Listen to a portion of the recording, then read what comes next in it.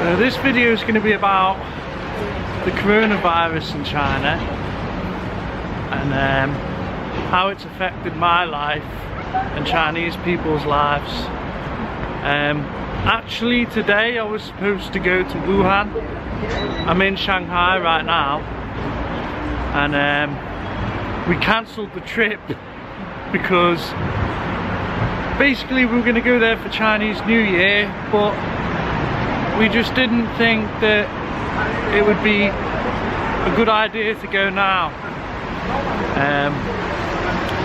So how did the coronavirus start? You see, China, or Chinese people, they love their meat and their food to be as fresh as possible. So, you know, they will buy live chickens and slaughter them themselves, or, you know, they like things freshly slaughtered, you know. So a lot of these wet markets where the coronavirus was detected, there's a lot of wild animals that are still alive being sold there, and a lot of like freshly slaughtered animals as well. So that's why like other epidemics in China start as well, like SARS and stuff like that, just because they like their meat fresh.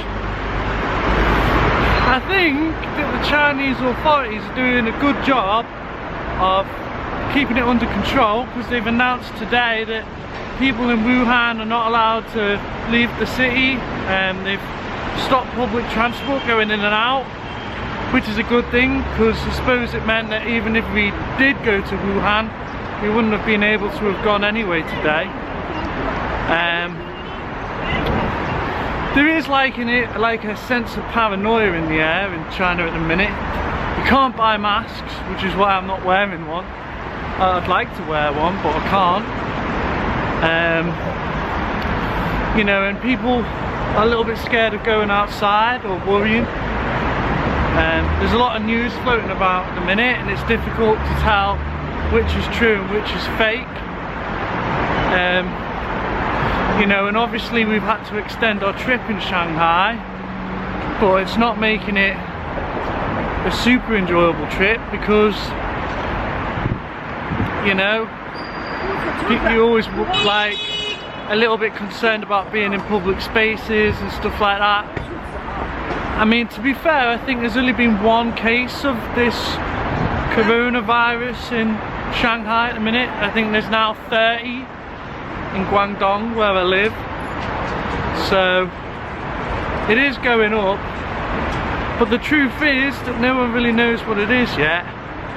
So, you know, it does make it easier for people to make up stuff about it.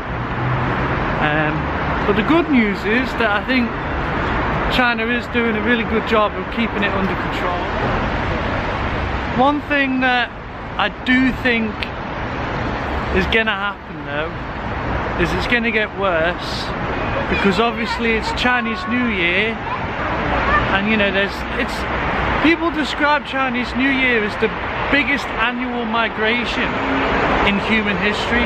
It's massive. It's like, you know, like 1 billion people are like annually migrating at this time of year.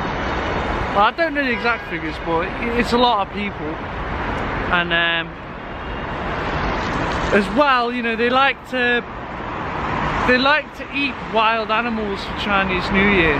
You know, like I've gone to people's houses for Chinese New Year, and they've had like, you know, like freshly hunted birds that like some farmers gone off with a gun and shot, and you know, the family's bought it off the farmer, and you know, it is a wild animal that they've slaughtered and killed and eaten.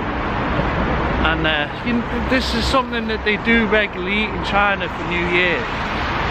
So yeah, I think it will get worse, but I think they will control it.